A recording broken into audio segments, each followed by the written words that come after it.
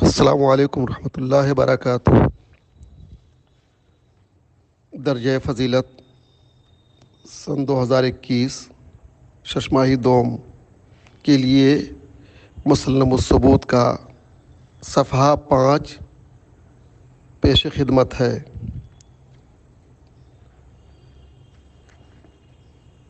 4 اور 5 خطبے کو مکمل کر دیا گیا تھا۔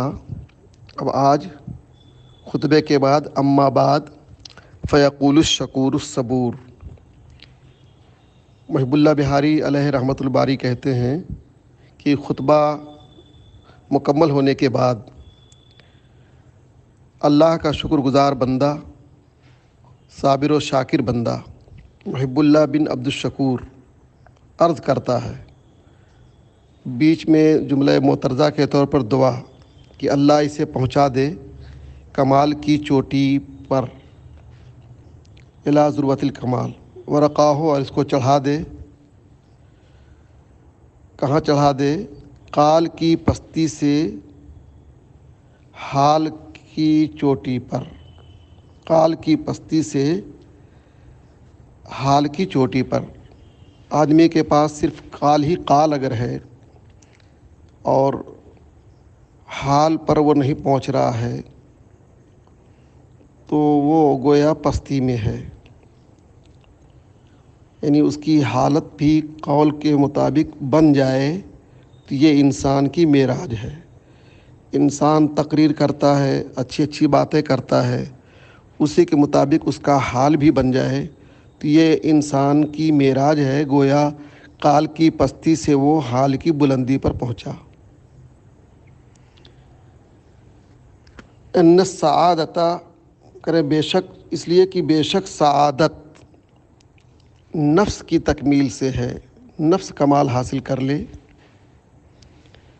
اور مادہ یعنی جسم بھی کمال حاصل کر لے، روح بھی کمال حاصل کر لے اور جسم بھی۔ مادہ سے مراد جسم اور نفس سے مراد روح۔ روح اور جسم دونوں انسان کا درجہ کمال پر ہو تو یہی انسان کی سربلندی ہے، یہی انسان کی معراج ہے۔ اور آگے فرماتے ہیں وذالک بالتحقق والتخلق، اور یہ نفس اور مادہ دونوں کا کمال کس میں ہے؟ بالتحقق یعنی اللہ کی معرفت اور اللہ کے وجود، اس کی قدرت کاملہ پر، اس کی قدرت کاملہ پر یقین سے حاصل ہوتا ہے روح کا کمال۔ اور مادے کا کمال تخلق سے ہوتا ہے۔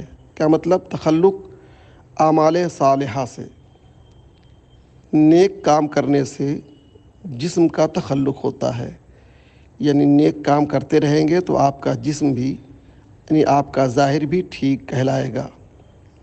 باطن کو ٹھیک کرنے کے لیے تحقق چاہیے، یعنی ایمان کی مضبوطی چاہیے، ایمان کا کمال چاہیے۔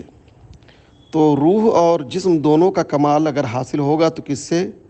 تحقق سے، یعنی ایمان کامل سے۔ روح کا تحقق، روح کو کمال ملے گا، اور جسم کا کمال، ظاہر کا کمال یہ اعمال صالحہ کے ذریعے ہوگا۔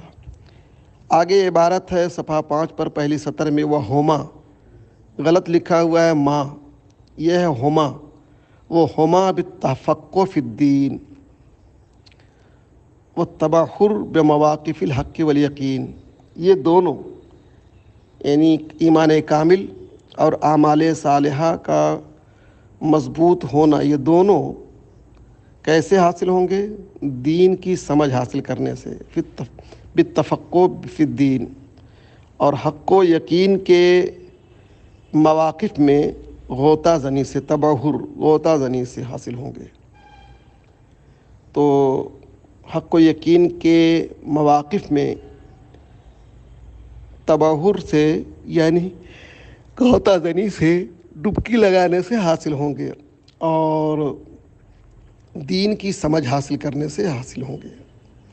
تو یہ تحقق اور تخلق یہ دونوں حاصل ہوں ہما کا مرجع تحقق اور تخلق، والتبحر بمواقف الحق والیقین، حق اور یقین کے مواقف میں غوطہ زنی سے۔ یہ بات ختم ہو گئی۔ اس کے بعد کہہ رہے والسلوک فی حاضل وادی، حاضل وادی سے مراد تفقع کی نشیب و فراز والی وادی میں چلنا۔ سلوک مانے چلنا۔ یہ کب حاصل ہوگا، کب چل پائیں گے آپ؟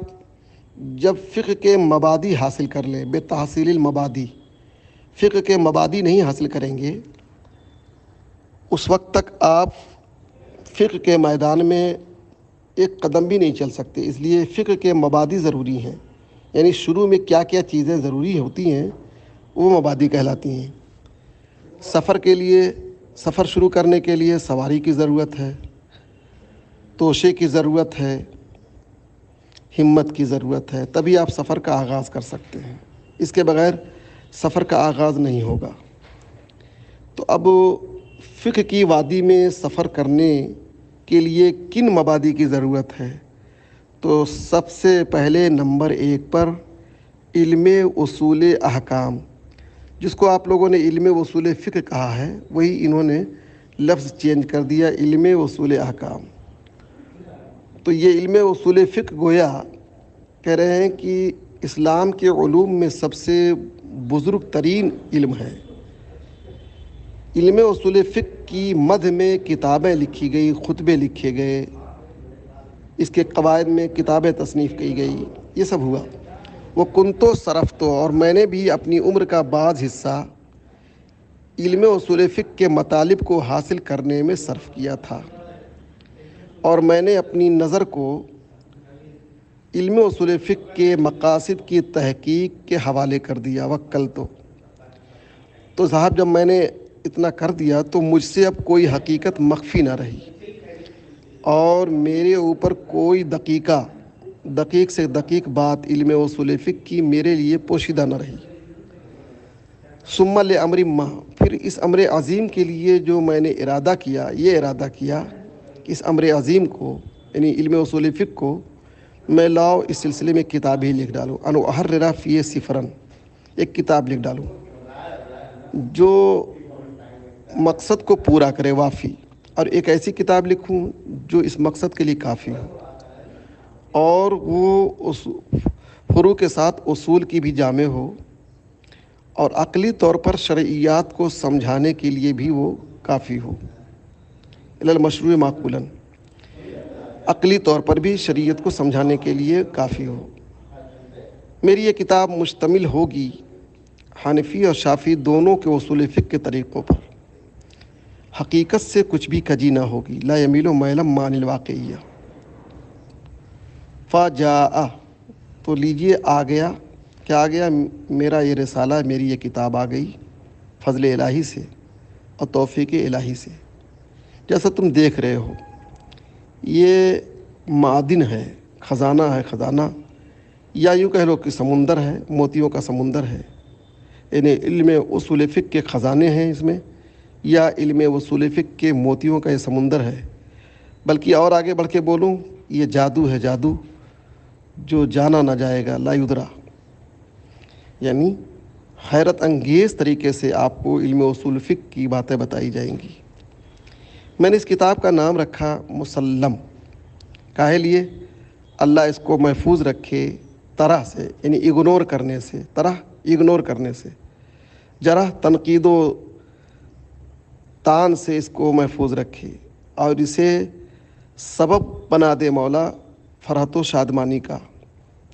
پھر اللہ نے مجھے، مالک الملکوت نے مجھے دل میں ڈالا کہ لاؤ اس کا تاریخی نام رکھ دوں، تو تاریخی نام اس کا میرے سامنے آیا، مسلم الثبوت۔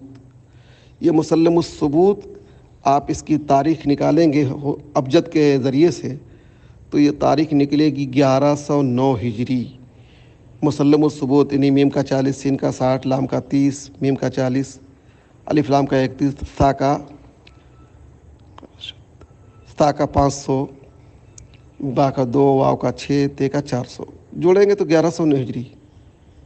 الا سنو، کتاب کی ترتیب ایک مقدمے پر ہے۔ مقدمہ وہی ہوتا ہے جو دلچسپی کا فائدہ دے، مقدمے پڑھ کر کے لوگ کتاب کو پڑھنے کا شوق پیدا کر لیتے ہیں۔